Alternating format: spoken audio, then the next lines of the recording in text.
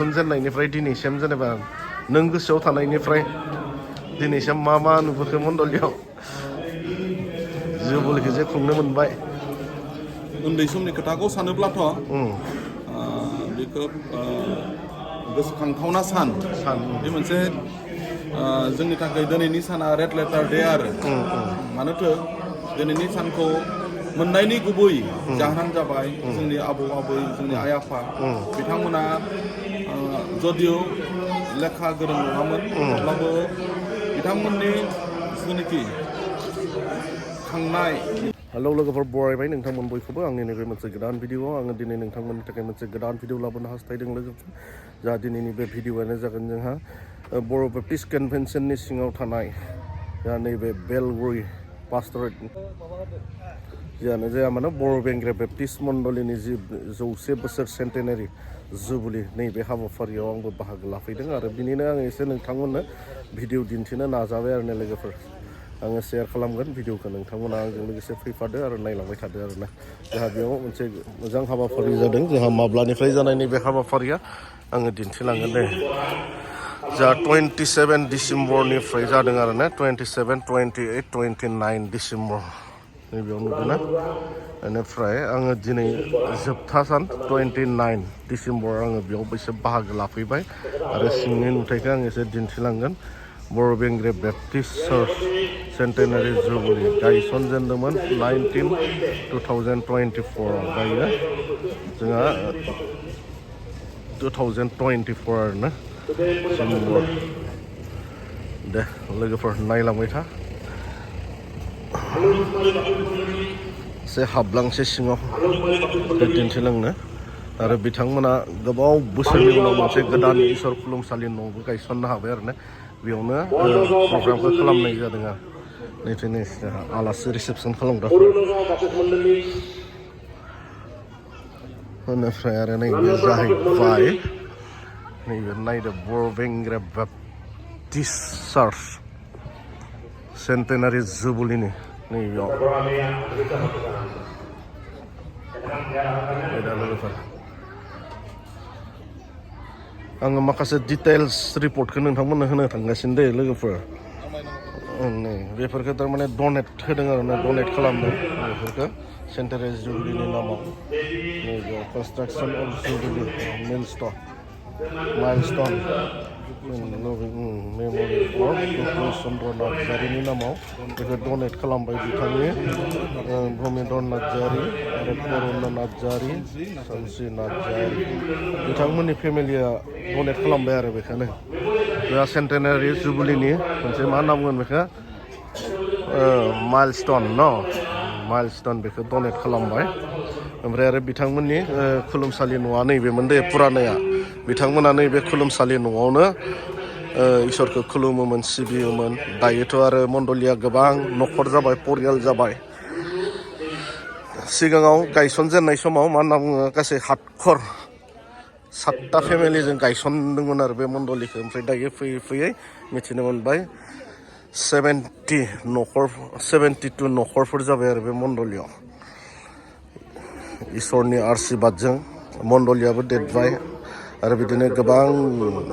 गोरों गोरों मानसिबो ओंखारबाय 100 बोसोरनि उनावहाय बेफोरो सब मेम'रियेल ना बे सिगांनि माबाफोरखौ जानो दानि प्रेजेन्ट फेमिलि आरो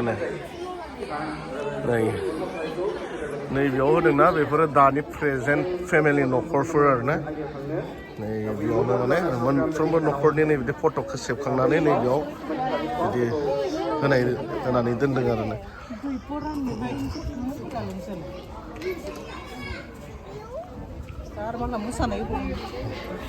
ओमफ्राय जोंहा नैबेयाव हाबाफारिया जाबाय थादों माखासे प्रग्रामफोरखौ आङो सफैनो हायासै अब्लाबो नोंथांमोननो गुसुंब्लाबो आङो दिन्थिलांनो नाजागोन आरो दे बिथांमोना 100 बोसोरनि उनाव नैबेखौ आरो कमप्लिट खालामनो हाबाय आरो जोंहा बे मण्डलिनिफ्रायनो BBC-आव बा बिदिनो गोबां इसोरनि खामानि मावग्रा सोद्रोमाफोर ओंखारनो हाबाय इसोरखौ बाख्नायनांगोन आरो बिथांमोना दिनै रंजानानै बिदि मोनसे गेदेर हाबाफारि लादों आरोना जुबुलि नै बिथांखौथ' गोबाङा सिनाय मोनखायो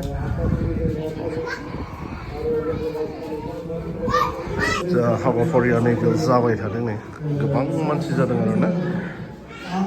Centenary Jubilee Centenary नेहाथारि जानानै आं नोंथांमोनखौ सिगांग्रो बरायग्रोना लादों आंनि खुलुमनाय आंनि सिबिनाय नोंथांमोननिसिम जासिहरनाय थाबाय नोंथांमोननो आंनि बे जार्निनि समावहा मेहेरगिरि मिथिहोनो गोनां गैया आं मोनसेल' मिथिहोगोन जोंहा बे हाबाफारिनि उनावहा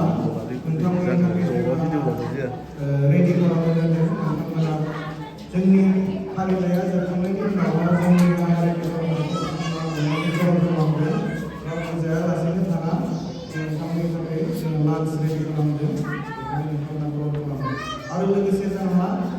एकस' बोसोर जुबुलि खुंनो मोननानै बिराद गोजोननाय मोनदों खोमा बेनो हा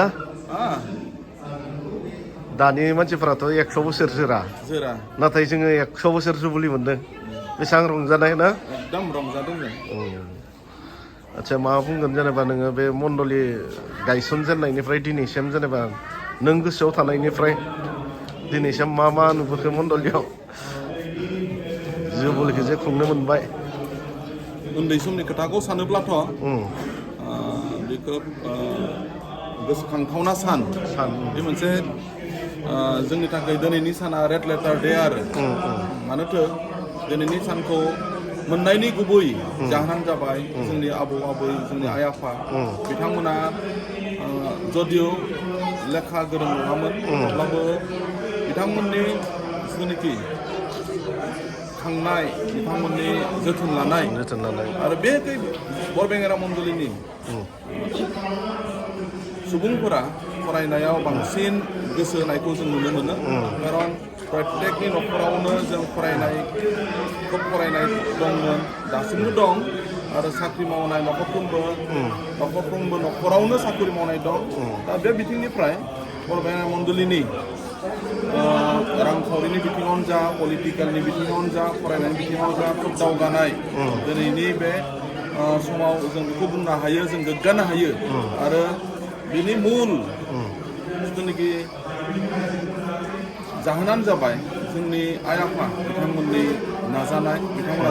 रोङामोनब्लाबो फरायनायखौ बिसोर बांसिन गोसो होदोंमोन बिथांमोना जोंखौ फरायनो होयोमोन आरो बिदिनो जोंबो नुनानै उन्दै समनिफ्रायनो जों गुबुनखौ नायनानै नुनानै खोनानानै जोंबो फरायनो गोसो जादोंमोन दिनै इसोरनि अननाय आरो बिनि अनुग्रहआवनो दिनै जोंनि न'खरजों लोगोसे मण्डलिनि गोबां बिदि सुबुंफोरा दिनै दावगालांनो हानायखौ जों नुनो मोन्दों मोजां मोजां साख्रि मावनो हादों आरो बिदिनो दिनै बे गिर्जा न' लुफुंनायनि बेलायावबो बिहेखै बरबेंगेरा मण्डलिनि जेसेबां साख्रियाला दं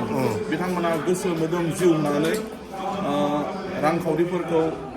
गोबां जेसेबां होनांगौ होबाय बिथांमोना आरो दासिमबो होगासिनो दं आरो बिदिनो होलांबाय थागोन जोंहा बिदि मोनसे थांखिबो दं खारन दिनै बोसोरसेयाव जोंनो बिदि मोनसे खाना होखानाय बिदि मोनसे जोंहा नेम दंमोन जाय गिर्जा न' लुखांनायनि बेलायाव जेब्लासिम लुखांजाया अब्लासिम साख्रियालाफोरा 15 दिन बोसोरनि 15 दिन साख्रिनि दरमाहाखौ होनायनि बिदि माखासे थांखिफोर थायोमोन आरो बिदिनो मण्डलिनि न'खरफोराबो गयनिफ्राय लानानै माइ बिदिनो बिथांमोनाबो कन्ट्रिबिउट खालामदों आरो जाय जेरै हागौ मण्डलिनि मानसिफ्रा बे गिर्जा न' लुखांनायाव बिथांमोना हेफाजाब खालामबाय आरो दिनै बिदिनो मोनसे फिथाइ होननानै जों नुनो मोनो खारन जोंहा बरबेंगेरा मण्डलिनि जेसेबांखिनि इनफ्रास्ट्राकचार जेरै गिर्जा न' जेरै गेट आरो बिदिनो बायदि बायदि जिथुनाखि पार्मानेन्ट स्ट्राकचार जों बेखौ दिनै नुनो मोनदों जों इसोरखौनो हामबाय होनदों खारन बे इसोरनि अननाय अनुग्रह नङामोनब्ला दिनै जोंनि गिर्जा न'आ कमप्लिट जानाय नङामोन बे आधायावनो थागौमोन आरो जों दिनै गोबां नुनो मोनो सेन्टेनारि जालांदों silver jubilee diamond jubilee golden jubilee खिन्थु बिसोरनि मण्डलिफोरनि गिर्जा न'खौ लुफुंनायनि बेलायाव जों दिनै नुनो मोनाखै नाथाय जों इसोरखौनो हामबाय होनदों बरबेंगेरा मण्डलिनि फिसाफोरा इसोरनि बिसायफोरा गोबां दान होजोबनानै बे गिर्जा न' लुखांनायावबो बिथांमोना बाहागो लाबाय आं बेनिफ्राय इसोरखौनो हामबाय होनदों धन्यबाद गुमै दान्दिसे आंनि चेनेलाव दान्दिसे सम होनायनि थाखाय जोंहा गोबां बाथ्रा फोरमायलांबाय बिथाङा जोंहा बे मण्डलिनि बागै बेनिफ्राय आरो मा होनना बुङो जोंहा बे बर'बेंग्रा बाप्टिस्ट मण्डलिया माने इसोरनि आशीर्बाद मोननाय मण्डलि होनना बुंनांगोन दे। मानो होनना बुङोब्ला बे मण्डलिया जोंहा जेब्ला जागायदोंमोन 2024 नि जि डिसेम्बर दानाव 1926 सनाव जागायजेननाय मण्डलिमोन बियो आरो बेखौ जेब्ला जागायदोंमोन मात्र बेयाव 7 न'खराल'सो दङमोन होननानै आङो मिथिनो मोन्दों। ओमफ्राय दायो जोंहा फैयै फैयै गासै 72 न'खरा जाफैबाय आरो जोङो दिनै मिथिनो मोनो जोंनि बर' बेप्टिस्ट कनभेन्सननि सिङाव थानाय जोंहा बे बर'बेंग्रा बेप्टिस्ट मण्डलिनिफ्रायनो गोबां बिदि दैदेनगिरिफोर दङ आरो बिदिनो गोबां साकरि मावनाय सोद्रोमाफोर दङ जोङो मिथिनो मोन्दों आरो बेयाव थारैनो थारमाने इसोरनि आशीर्बादा बिथांमोननियाव दङ। बिनि थाखायनो दिनै बिथांमोना 100 बोसोर जुबिलि खुंनो मोननानै बिराद गोजोननाय मोन्दों आरो रंजानाय फोरमायदों। नै बिथाङाबो बर'बेंग्रानि मोनदों खिन्थु गलमायाव थांबाय बिथाङा दायो। ओइ आयं नोंसिनालाय हेलौ अनलाय हेलौ अन गोजोननाय मोन्दों आंबो दिनै बे मण्डलियाव नैबे सेन्टेनारि जुबिलि खुंनाय हाबाफारियाव बाहागो लानो मोननानै आरो रंजादों आरो थारैनो बिथांमोना आरो गोबां रंजादों। मानो होनना बुङोब्ला दिनै जोंनि मानसिनि आयुआ मात्र मा होनना बुङो 70 नाथाय दिनैनि जि फिरि बिथांमोना बिदि सेन्टेनारि जुबिलिखौ खुंनो मोननानै बिराद रंजानाय मोन्दों जिबनाव आरो गोजोननाय मोन्दों आरो थारैनो बे मण्डलिया इसोरनि आशीर्बाद मोननाय मण्डलि। गोबां राजनितिक बिथिङावनो होन साकरि बाकरिनि बिथिङावनो होन आरो गोबां बिदिनो इसोरनि खामानि मावनायावनो होन जोंहा बे मण्डलिया गासिबावबो आखा फाखा जोङो बेखौ मिथिदों खारन इसोरनि आशीर्बाद मोननाय मण्डलि होननानै जोङो मिथिनो हायो। दे अब्ला लोगोफोर आङो गोबां बाथ्रा नोंथांमोननो शेयार खालामबाय आरो मिथिहोबाय आरो बिदिनो जोंहा गुबुन आरो हाबाफारि दंबावो जालांबाय थागोन बिदिनो आरो आङो नोंथांमोननो बिदिनो गुवारै आरो दिन्थिलांनो नाजाबाय थागोन। आङो जेसेबां सम बेयाव थानाय जागोन अब्लासिम आङो नोंथांमोननो गुसुङैबाबो बे भिडिअफोरखौ शेयार खालामनो नाजागोन आरो। जौसे बोसोरा बे गासै बोसोरफोराव इसोरा बे गिर्जाखौ जोनोम होआखिसै गोबांथार समफोरनि गेजेरजों चेलेन्जेसफोरनि गेजेरजों बे गिर्जाखौ मोजाङै दैदेनलांबाय आरो दिनै बे स्पेसियेल मोनसे अकेजनावहाय आं इसोरनि सेराव आर'ज गाबो जेरै इसोरा फोथायजाथावै बे बर'बेंग्रा बाप्टिस्ट चार्चखौ 100 बोसोर दैदेनलांबाय बेबायदिनो इयुनावबो इसोरा लोगोसे थानानै गोबांथार जेंना जेंसि फैयोब्लाबो समयसाफोर फैयोब्लाबो बेनि गेजेरजों बे गिर्जाखौ दैदेनलांबाय थागोन। जेरैहाय 100 बोसोराव सासेजों नङा सानैजों नङा गोबां मानसिफोर दैदेननो बे गिर्जाखौ इसोरा जगायबोदों बेबायदिनो फैबाय थानाय बोसोरफोरावबो गोबांथार गुन गोनां दैदेनगिरिफोर बे गिर्जानो आरो लोगोसे बे गिर्जानि गेजेरजों जों बर' बाप्टिस्ट कनभेन्सननि गिर्जाफोराव थानाय गुबुन गुबुन गिर्जाफोरहालागै बे गिर्जानि गेजेरजों इसोरा दैदेनगिरिफोर फोरोंगिरिफोर जोंनो जगायबाय आंनि इसोरनि सेरावहाय आर'ज खालामो आरो लोगोसे बिथांमोननि जि सोलोंनाय मोनसे गोसो गोनां मोनसे बे मथ'खौ लानानै आं गोबां मोजां मोनदों। बेनि गेजेरजों बे मथ'नि गेजेरजों बिथांमोना बुंनो नागिरदों जों बोर मोनबाय जेन जोङो गुबुननि बोर जानानै थांनानै थानो हायो आरो आं फोथायदों बे एज ए होल चार्चनि थाखायल' नङा बर'बेंग्रायाव थानाय साफ्रोमबो थायारिफोरनि थाखाय बिथांमोना जेराव फोथायाब्लानो जेरै जोबजासे नायबाय नोंथांमोन बयनिसिमबो रोजा रोजा साबायखर लोगोफोर भिडिअआ गोलाव जाबाय अब्लाबो नोंथांमोना नायनायनि थाखाय गोजोननाय थाबाय आरो आङो बेखौनो निमाहा बिगोन बर'बेंग्रा बेप्टिस्ट मण्डलिनिसिम मानोथो आङो भिडिअखौ खालामदों नाथाय नोंथांमोननिफ्राय आं बेफोरबायदि गनायथि लायाजासे आङो भिडिअखौ खालामनाय जाबाय आरो बे भिडिअ खालामनायाव माबाफोर आंनिफ्राय गोरोन्थि बेफोरबायदि बाथ्राफोर ओंखारदोंब्ला आरो बुंनायफोराव गोरोन्थि जादोंब्ला अननानै नोंथांमोना आंखौ निमाहा खालामगोन। बर'बेंग्रा बेप्टिस्ट मण्डलिनिसिम आङो निमाहा बिहरबाय आरो लोगोसे जोबनायाव बे फैबाय थानाय 2025 मायथाइनि गोदान बोसोरनि आंनिफ्राय अननाय आरो खुलुमनाय आरो नोंथांमोननिसिम फिन जासि हरबावनाय थाबाय आरो नैबे फैबाय थानाय 2025 बोसोरा जों बयनिबो लागै आशीर्बाद गोनां बोसोर जागोन आरो बर'बेंग्रा बेप्टिस्ट मण्डलिनि मोनफ्रोमबो न'खर आरो परियाल आरो साफ्रोमबो सोद्रोमाफोरनि थाखाय नैबे बोसोरा आशीर्बाद गोनां बोसोर जागोन होननानै आङो फोथायदों